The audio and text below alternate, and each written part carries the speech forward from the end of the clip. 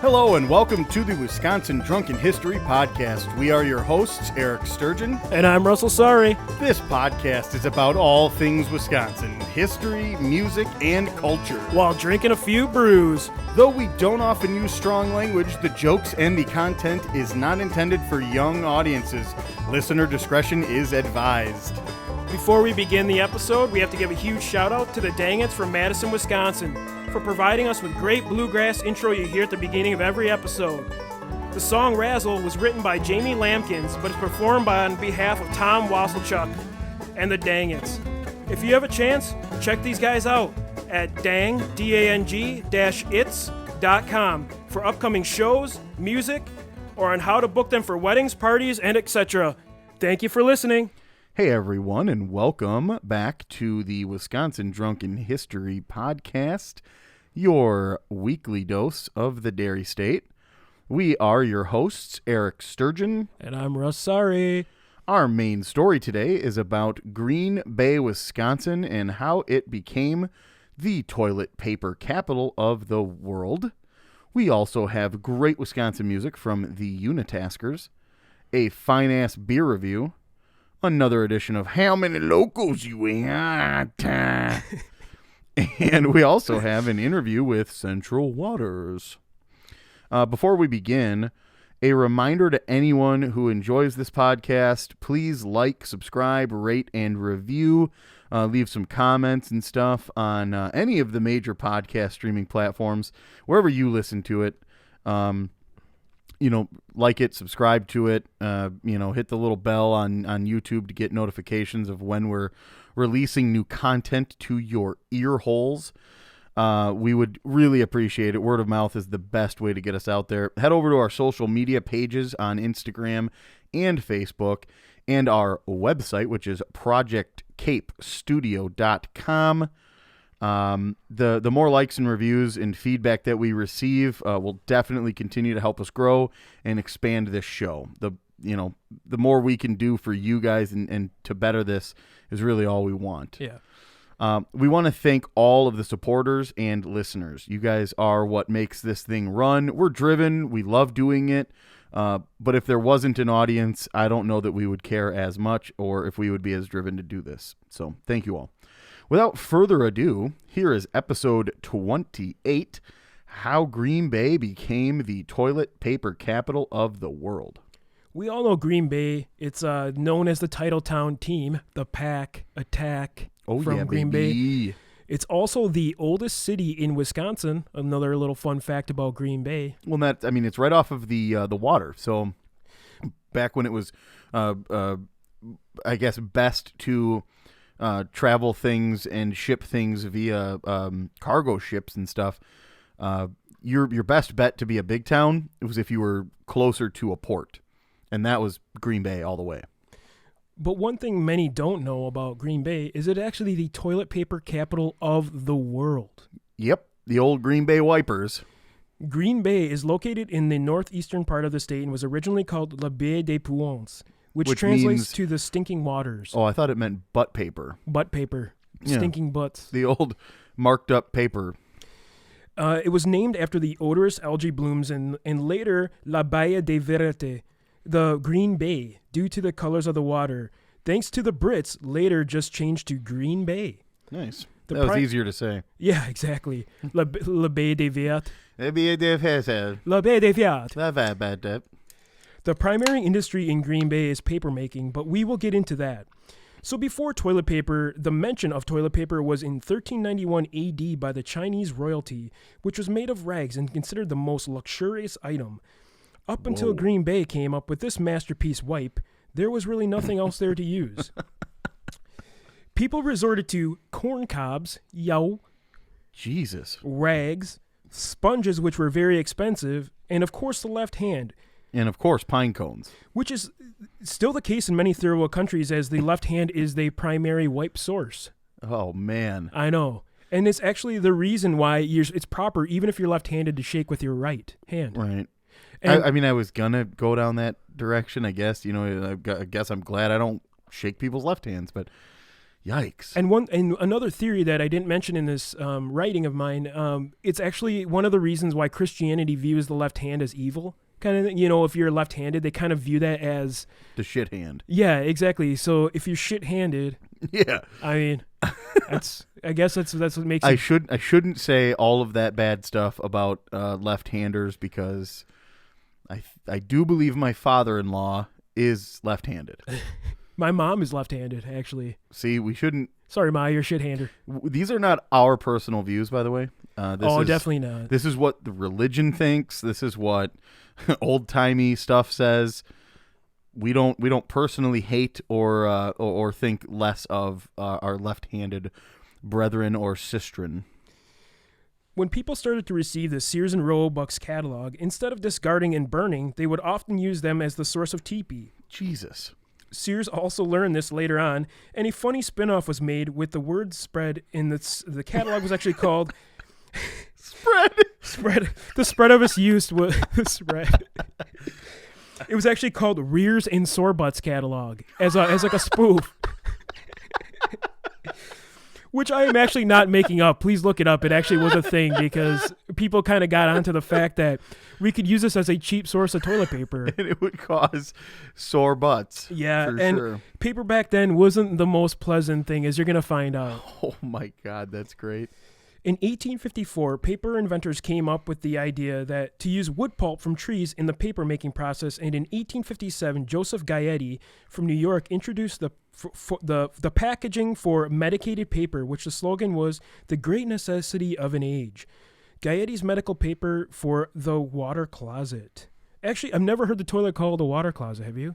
Yeah, it's actually a common term used in floor planning and blueprints for homes. Oh, I did not know that, actually. I'm an engineer. Listed, crazy. Yeah. It's usually listed as the WC on a floor plan, the water closet. Yeah. It's proper, I guess. I don't know exactly. Better than the shitter, the dumper, the crapper, the throne, whatever you call it. Yeah. So I don't know where the term water closet began in floor planning or blueprinting for houses, but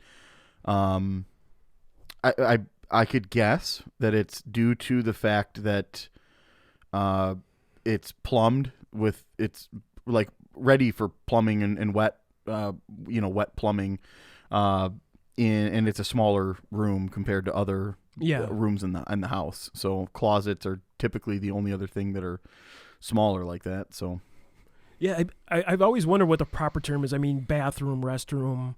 The Lou, the John. Yeah, I have so many nicknames for it that naval. I call it. But my grandpa was a Navy guy, and they always called it something. Latrine or something. No, that's out in the field. I think the latrine. Okay. Yeah, I'll come back. We'll come back to the Navy thing. Yeah. So due to the wood pulp infused in the sheets, so the Gaetti's the medicated paper actually had wood pulp in it. They were pre-moistened and had a ton of alloy to help with the sores from the wiping. Wow. Yeah, the package came with 500 sheets and sold for 50 cents. And his name was printed on every sheet, which I don't know if I want my last name on. Like, nobody wants a sorry wipe on your ass, Like, you don't want to wipe. You're wiping on his last name every time you wipe, you know? So the Navy term is the head. The head. Okay, yeah. I've heard that before. Hit the head is the common term that you would hear around, but the head was known on ships. And here's where our great state of Wisconsin takes the lead in toilet paper making. Woo! Green Bay made the great debut of the greatest thing in human history in 1901. The Northern Paper Mills came out with the first sanitary tissue, called the Northern Tissue. Each pack had 1,000 sheets that were 4x10, and they were pierced with a wire loop so they could be hung from a nail in the outhouse or latrine. Yeah, is that a 4 feet by 10 feet? I wish. I mean, I'd probably need that size. I could use at least one of those sheets. Yeah, right. Sure.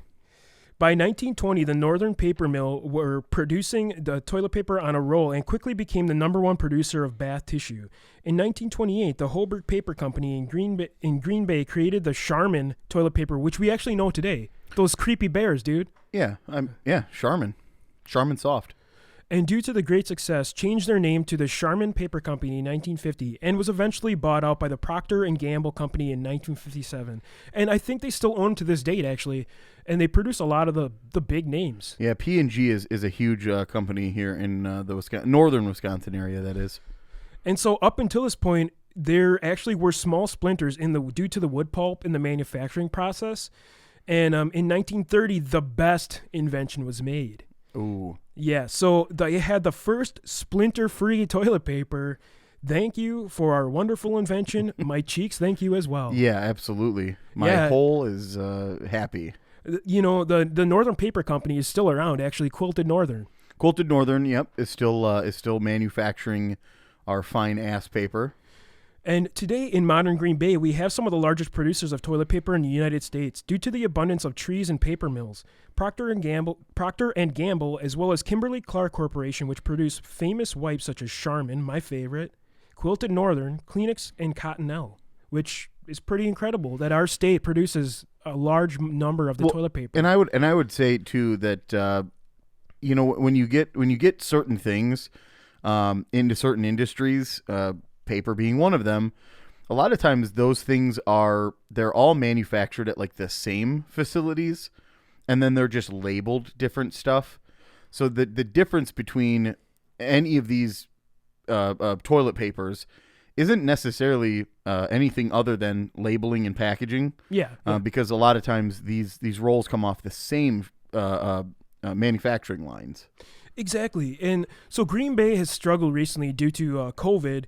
And they have produced more than they ever had before. To meet demands, they've been really stepping things up and really producing a lot to help out with this COVID crisis. Because, as you know, there were some really shitty people, no pun intended, that actually bought out a lot of the toilet paper in the beginning of this crisis, which it's not even a necessity. I mean, it was a reaction to you know, I guess the overall fear that everything would be shut down in its entirety. And so I know that a lot of people have fears relating to like bathroom use or, you know, public, you know, whatever. And I guess not everybody is able to come to terms with that idea that, hey, things are going to be fine. They went out and they bought everything. They went out and they wiped the shelves. They wiped the shelves clean of toilet paper, all the sanitation wipes that we have nowadays, all the Clorox bleach stuff, a lot of different already prepared food stuff. I remember walking through Walmart like a week or two after the coronavirus became, you know, this big pandemic, and seeing like the frozen pizzas totally dismantled. Yeah. I mean, I'm sure. Yeah. I mean, it was nuts, and the first to go was toilet paper. Yeah, I know, and you don't realize what a luxury item it is. If you go to such as Eastern Europe, if you go to like a hostel or if you go to a hotel in Eastern Europe, there's going to be somebody standing outside the hotel selling toilet paper. And there's like such a large, like when we're so spoiled with toilet paper that we'll purchase it for expensive costs in Romania. And by expensive in Romania, I mean a few bucks for a few squares. So these people are making an industry of selling toilet paper to tourists, American tourists. And I don't know what the conversion rate is on a lot of these other currencies, but I'm very familiar with the conversion rate to Canadian dollar, and that's it's like 0.76, I believe, is right now the going conversion from CAD to USD. Yeah, it's something like, I can only imagine what it is in a country that's not considered like Maine. I mean, it's like an actual industry selling toilet paper in a lot of countries. Even like India has people that'll sell you like American tourist toilet paper. That's their pampered chef. Yeah, pampered asshole. Yeah, exactly. And so the paper industry in Wisconsin accounts for roughly 30,000 jobs and is an $18.2 billion business in our state. So way to go, Wisconsin, for saving our rear ends. Our state will always have your backside. So please, next time you wipe your hiney, give a thanks to Wisconsin. Yeah. And I would say, too, that it goes much further than just the toilet paper industry in the bathrooms. When you go to any restaurant, any Walmart or something like that, and you visit the restroom, you're going to see names such as like Kimberly-Clark. There's going to be our hometown, Sanjamar, which is one of my best friends. Adam's grandma was involved in Sanjamar. She is the one of the San Jamar was three ladies from the Elkhorn Lake Geneva area. She's the Mar in that whole thing. Cool. Just amazing. The history of sanitation and bathroom products and big industry in Wisconsin alone is amazing. I'm never at a loss for hearing these crazy ridiculous things of companies that started here, things that are still manufactured here. Nina Foundry is one of those other ones that I'm sure we'll probably do an episode on. Oh, we have to. I mean, almost all of these manhole covers and stuff that you see walking on sidewalks and streets, you'll see that it says it's from Nina Foundry. That's amazing. Neenah, Wisconsin is covering, all these different like sewer caps and stuff, and it's just absolutely amazing. Our state is beyond what you know. So I think that that pretty much concludes the story for the TP capital. The one thing I will say is over this crisis that we're in right now, this pandemic, my wife and I actually purchased a Tushy, the bidet. Explain. Oh, wow. So it actually just gives you a little spritz? Oh, Oh, yeah. Does it wipe you clean, or does it? I've always wondered, because I know overseas there's a lot of places I've been to that'll wipe your buns for you. But yeah, so this particular product, we are not a sponsor. We are not partnering with them. We wish that we could. So Tushy bidets, we would be glad to promote the product. But it's inexpensive. You can get one for like $80.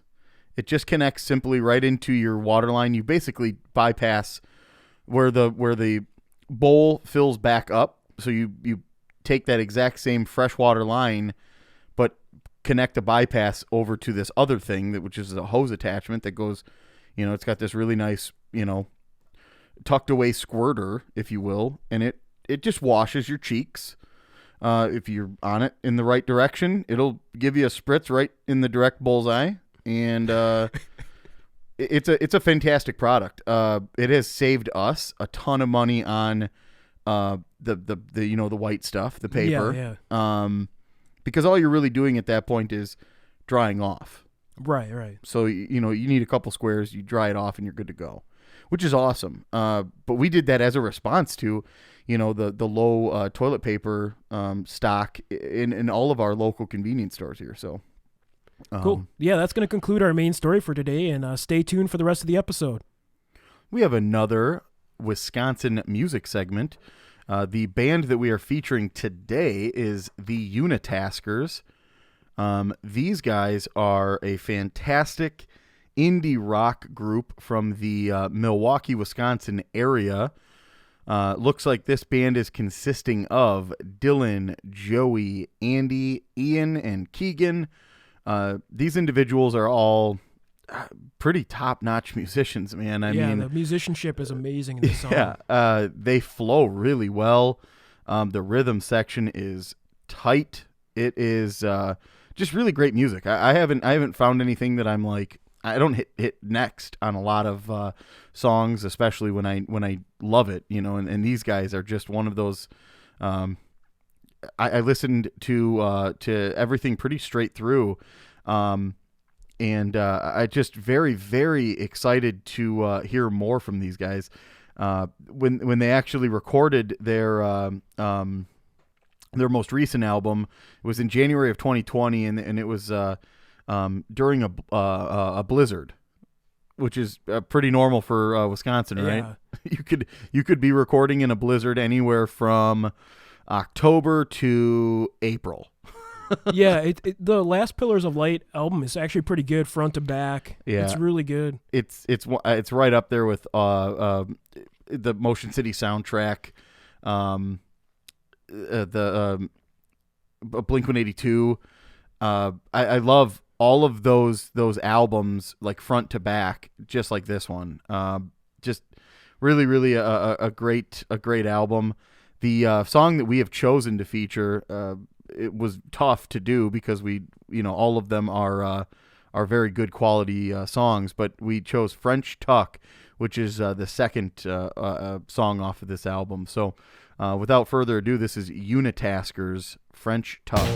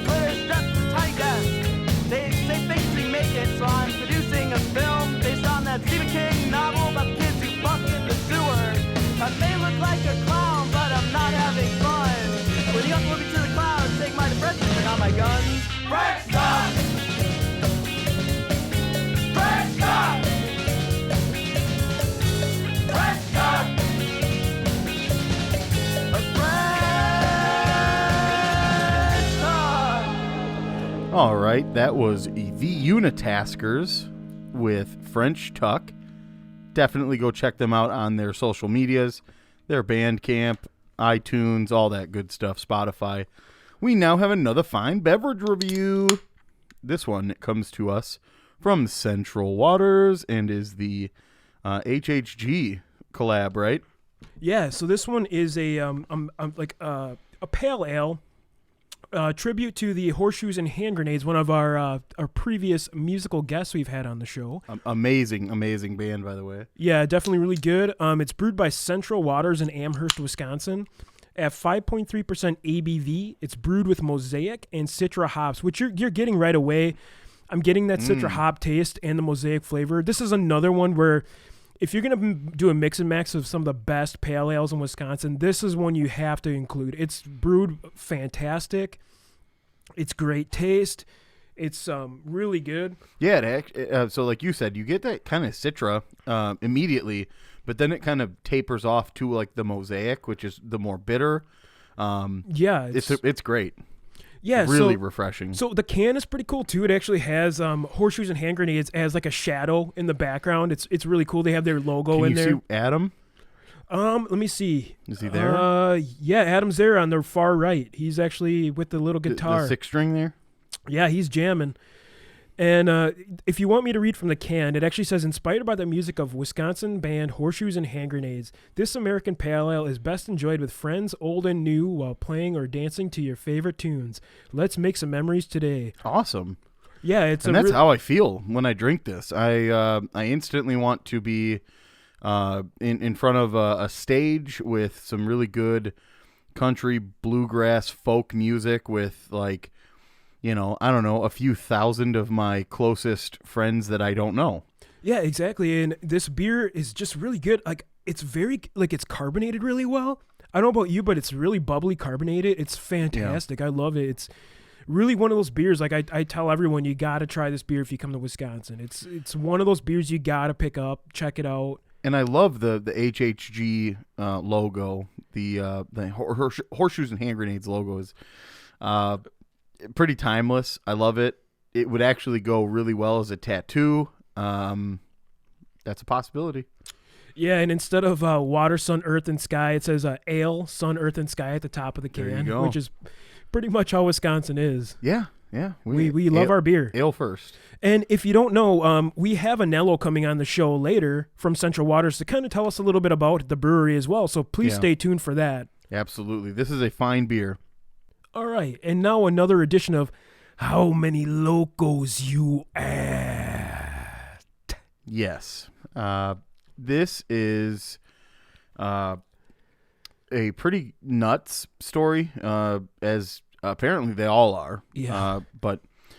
So in Appleton, Wisconsin, behind the gray walls of the Fox Lake Correctional Institution, there's a particular inmate in his pale green jumpsuit, wire-rimmed glasses, and thinning sandy hair, is counting the days until he's a free man again. This 53-year-old Manitowoc man is one of about 30 people in the state of Wisconsin with at least a dozen drunk driving convictions. He has more than 1,000 days to go before he is released, but he's still counting them. The dirty dozen. Oof. So, despite his dozen convictions, including the one that landed him at the Fox Lake Correctional Facility right now, this man doesn't see himself as an alcoholic. He was never involved in any serious crashes, or he didn't kill anyone as a result of his drinking and driving. So he has a hard time understanding why his actions are criminal.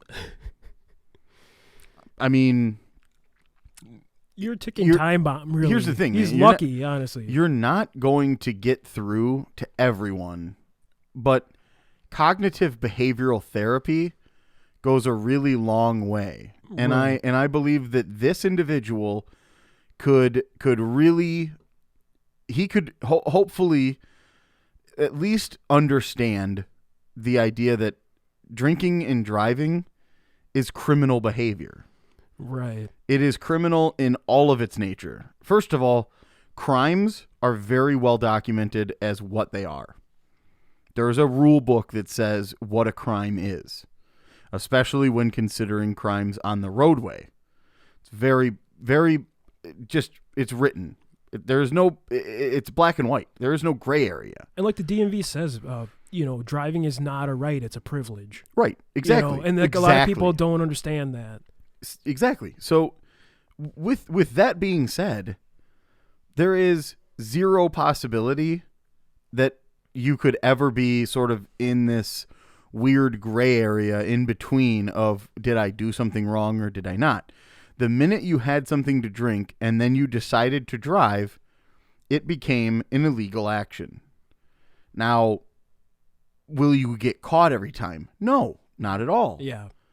But when you do, it is illegal. It isn't, there is no question. There is no if and or but. If you are pulled over and they see that you have been drinking, it's over, sir. There Agreed. is no question. So can you tell us a little bit about why he thought this was an issue? So he has stated on the record, maybe that's part of my problem. I don't really look at this as a crime. It's hard for me to accept punishment for something I grew up thinking was okay. In some ways, I guess I still think it's okay, but I know I have to stop. Yeah. Something tells me that this individual suffers from what is known as being sorry and apologizing because they got caught. Not because what they did was wrong, but because he was caught. For sure.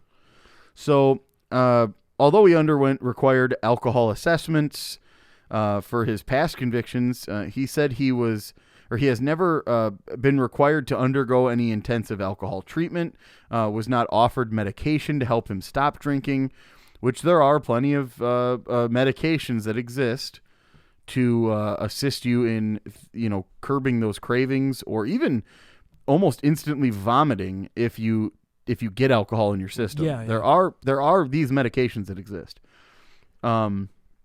This individual also never had an ignition interlock device on his vehicle, which would prevent him from starting the vehicle anytime that he had alcohol in his system. He never had a car immobilized or seized.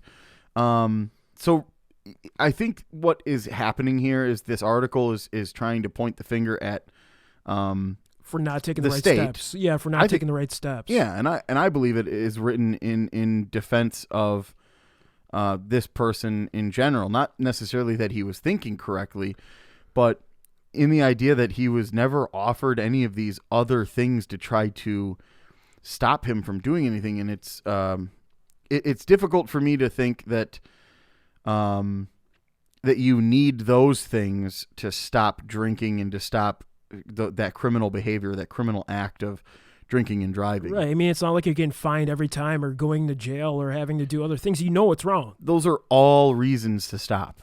For sure. I mean, this gentleman has paid probably close to hundreds of thousands of dollars in fines and penalties. Classes. I'm whatever, sure this individual hasn't had a driver's license in a while, because at a certain point, I don't believe you get it back. We are not a whatever 3 and done, state or whatever they're considered. California and Illinois, I think, are some of them that, hey, once you get 3, you're done, over with, never having a license again. Again, 53-year-old man. He's not a loco drinker. No, he's a Pabst Ham. This is absolutely not a case of an actual Four Loko beverage consumption. This is, like you said, probably Milwaukee Ice or Milwaukee's Best Ice House, Natty, something, some lager that we don't know about how he's actually pulled over and how many he had, but this guy, he's a veteran drinker. He got he has 12 DUIs. What if he was drinking on an average drink? What do you think his local count would be? Well, so I think that's where we have to try to imagine in our mind that he's a veteran of the game of drink. Yeah, so he can handle his booze. He can definitely handle his beer. At minimum, to get caught, I think this guy is probably somewhere in the neighborhood of, let's say 12, anywhere from 12 to 16 loco. I'm leaning the 16. I think you're on to something there. I was thinking the same thing. Probably 16 loco is what I'm thinking, because he's deep, and his system is up to the challenge to help this man succeed in drinking and then getting home. Yeah, I mean, it's unfortunate that we have cases where you can hit the dozens. I mean, at some point, how can you even drive with that many? You shouldn't. After the first one, I've never had one, but I know I have family members that have, and you have to take a class, and it's thousands of dollars for just the first one now. It's pretty ridiculous. Yeah, and not to even mention like lawyer fees, to boot. This guy has wasted so much money and time and effort just to try to drive home. I realize that in some of these northern Wisconsin counties, communities, cities, that like taxi cabs aren't a necessarily prevalent thing, but there is such a thing as the Tavern League of Wisconsin. The Safe Ride program has existed in Wisconsin for a long time. Right. My grandparents owned a bar in the 90s, and it existed then. And you can't tell me that this guy is 53 years old and doesn't know any of this. I mean, shit. Uber, Lyft, those things are now, and in my opinion, it's so cheap. You can get a ride from your house 15, 20 miles down the road for like under $30. Dude, pay that every day of the week versus $1,000 just to the, for a fine, and then not to mention all the other shit, and then having to spend time in jail or prison. This guy's in prison. I mean, the guy is 50 years old. I mean, even in my younger days, 21 area, there's been times where I went up to Brady Street and I've gotten so trashed where I knew I couldn't drive home. And I mean, I didn't really have a lot of anywhere to turn to, but I literally took my keys out of the ignition. I had a sleeping bag in the back of my car. Yeah, it's probably you might get a fine for that, but at least you're not drunk driving and hurting somebody. You can still get convicted of drunk driving if you have the keys. If you're in the car and you have the keys, they can still make the case. Is it more difficult? Yes. Is it ultimately way safer for you? Definitely. Don't put anyone's lives in danger.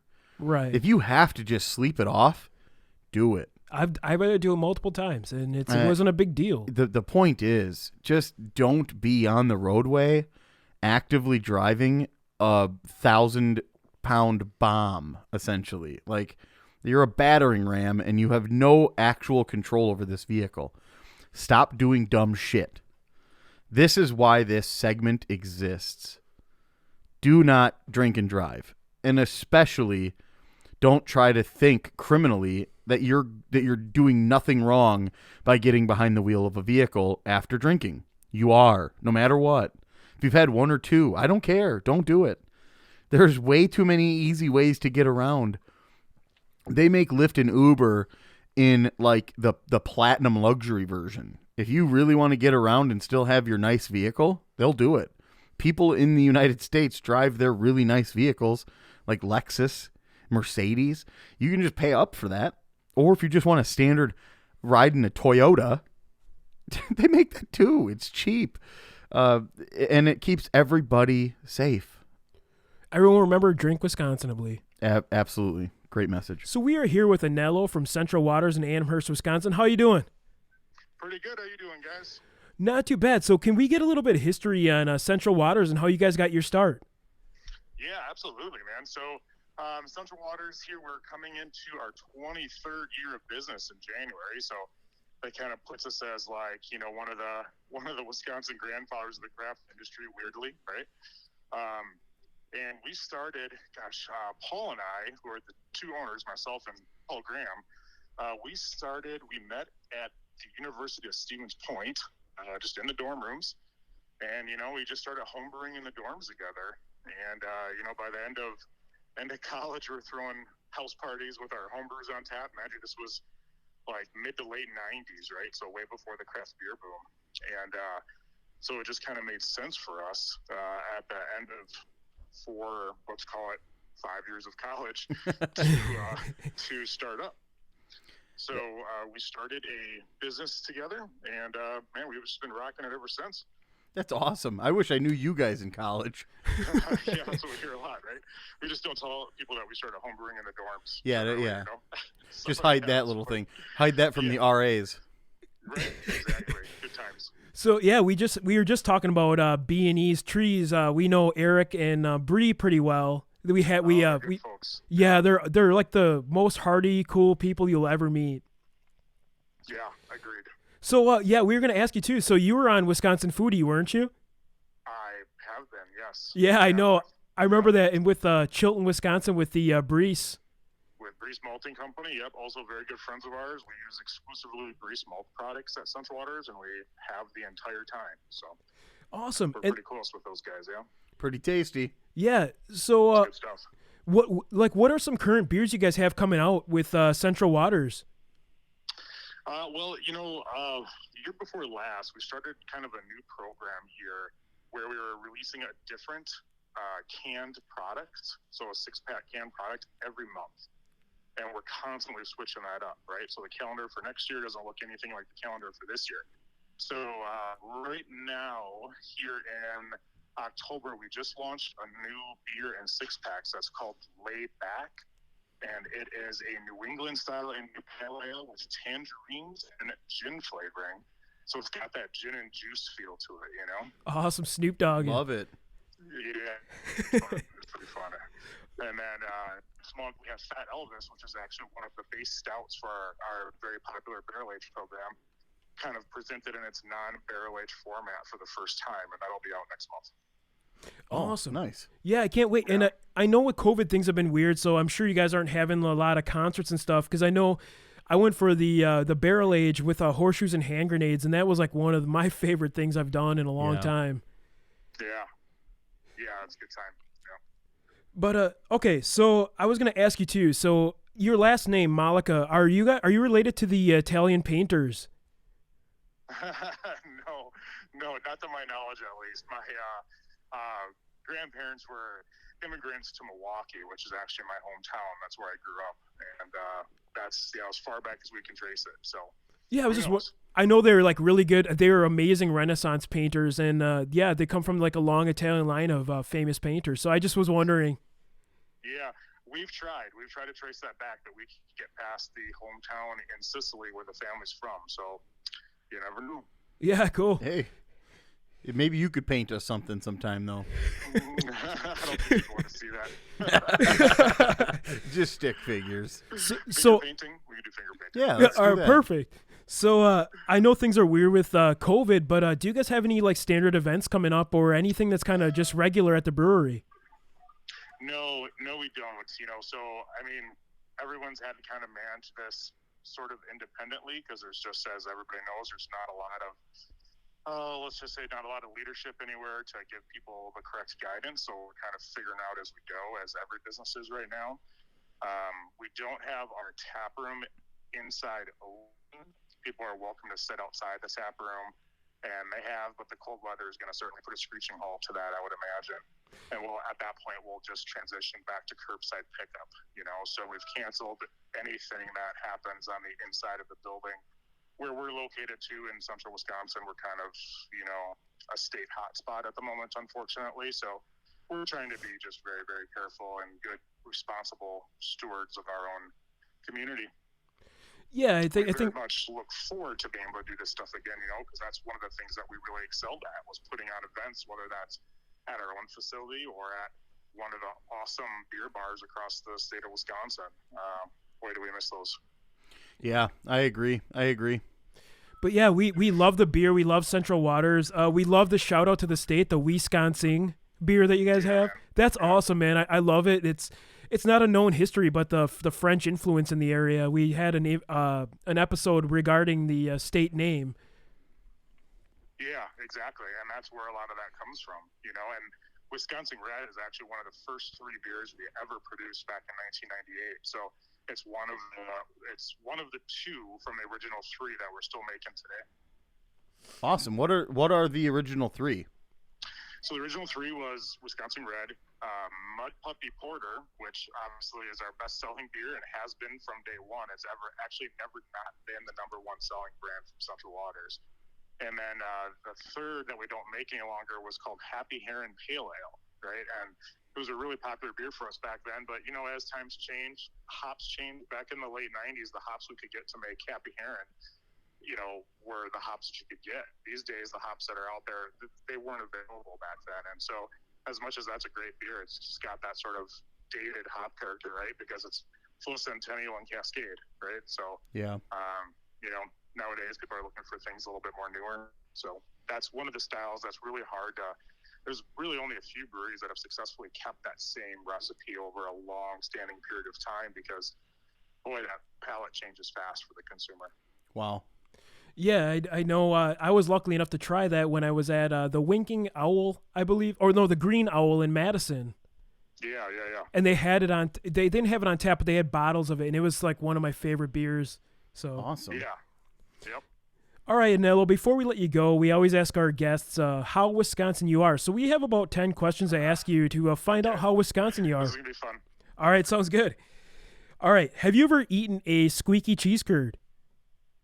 More times than I can count. And fun trick, if it's not squeaky anymore, pop it in the microwave, it gets squeaky again. Really? That's what we've heard, yeah, that you can revive the squeak. Yep.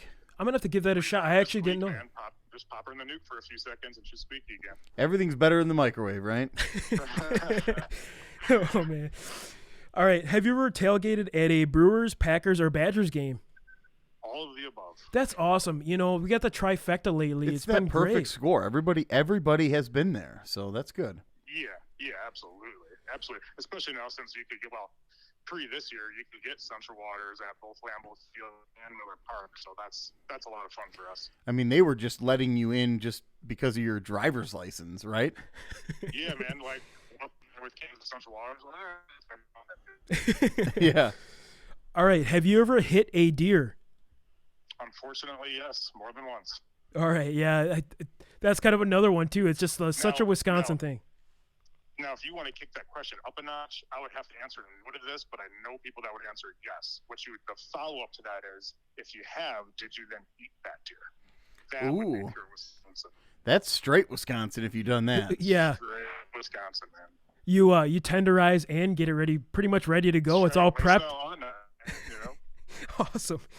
Have you ever had a true muddled old-fashioned? Oh, yes. Yeah, many times. It's kind of a Wisconsin staple. I just found out recently that we drink about over half of Korbel brandy in the United States. Oh. Yeah, so fun story. Back in the day, we used to get some barrel from Korbel brandy for aging beers in, and one of the reps, their regional sales manager, told us that at the factory there is 2 loading docks. One dock had a sign that said Wisconsin, and the other one said the other 49 states. That's awesome. Yeah, baby. Yeah. I can see that. Yeah. We can go ahead and give a Ric Flair woo for that, right? All right. Have you ever milked a cow? I have milked a cow, yes, actually in 2 countries. Really? Where else? So Wisconsin and where else? New Zealand. Wow, no way. Yeah, I milk cows in New Zealand, I milk cows in Wisconsin. How about That's awesome. You're the Kiwi milker, we're going to call you. So what do you consider up north Wisconsin? Oh, that's an easy question, and this is something that every single Wisconsinite should know. People that live in southern Wisconsin would view us in Stevens Point, Amherst area as up north, but that is in fact not the case. The true line is Highway 8.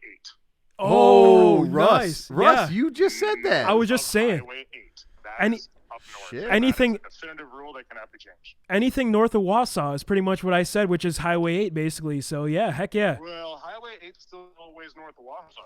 That's true. That's true. So you're talking like the Rhinelander line. Yeah, so you're Rhinelander north basically. Yeah, Highway 8, man. Highway 8. All right, so have you ever been to a supper club, and do you have a favorite? Oh, I have an embarrassingly high number of supper clubs in my things. And there are some really, really good ones. So it's hard to pick.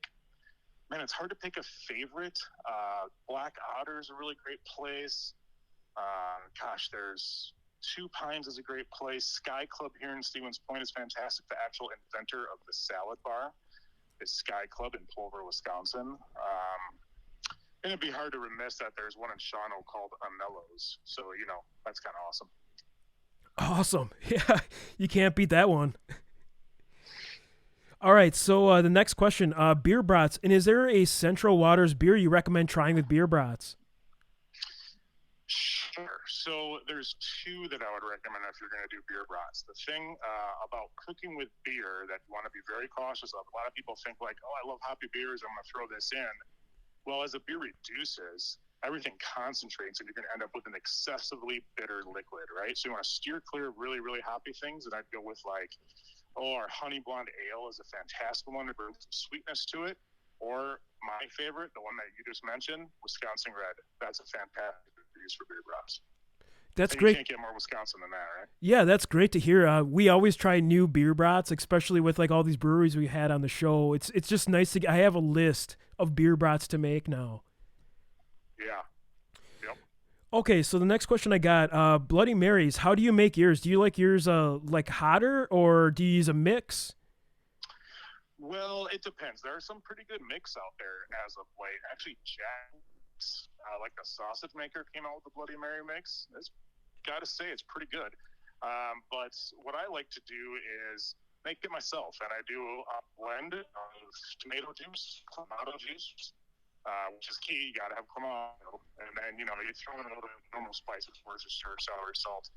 But here's the kicker: you fill up your pint glass, fill that thing about 3/4 full, and you top it off with Central Waters bourbon barrel stout, Central Waters satin salt, peach stout, heavy dark beer tops off an ordinary.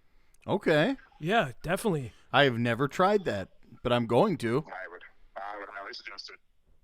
Okay, so we got one more question for you. It's the one that we always ask. Besides Central Waters, is there a brewery you have to check out? Either nano brewery, craft brewery, microbrewery, whatever. Just some you really recommend. Yeah, and this is Wisconsin or outside of Wisconsin. You can go to a different state for this one. That's a tough question. I would say, there is. I'm trying to remember the name of it. There's a brewery in Portland that is well known for their IPAs. And I'm spacing the name of the brewery, but we had an IPA there that I actually won a gold medal at the World Beer Cup for it, and it was just phenomenal. Like a super well balanced West Coast IPA. And that's generally what I'm looking for. I love those styles.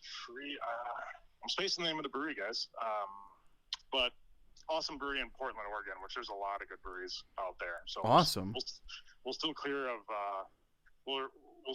of Wisconsin, so I'm not playing favorites. All right.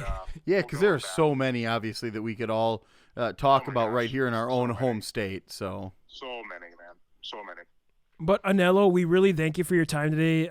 We appreciate you coming on the show, and thank you so much. Yeah, we honestly, thank you. We can't wait to get to Central Waters and talk beer and enjoy a beer with you. Hey, I can't wait to do that too, man. We'll do this again in person next time. Awesome. That sounds so great. All right, have a good one, Anello. All right, that concludes this episode of Wisconsin Drunken History Podcast. If you enjoyed this vulgar display of Wisconsin, we recommend you subscribe via SoundCloud, Apple Podcast, Google Play, Spotify, Stitcher, and TuneIn. Also, leave us a review on any one of those above-mentioned sites, and we can read one at the end of every show. Follow us on social media, and feel free to reach out, especially if there is a piece of history or weird news you'd love us to share or research, as well as highlight some local artists or music. Our website is projectcapestudio.com. I'd also like to thank my friend and past coworker, Steph Skiback, for providing us with awesome podcast cover art, as well as the Dangits for intro and outro music, and all of you for listening. As always, watch out for deer on the way home.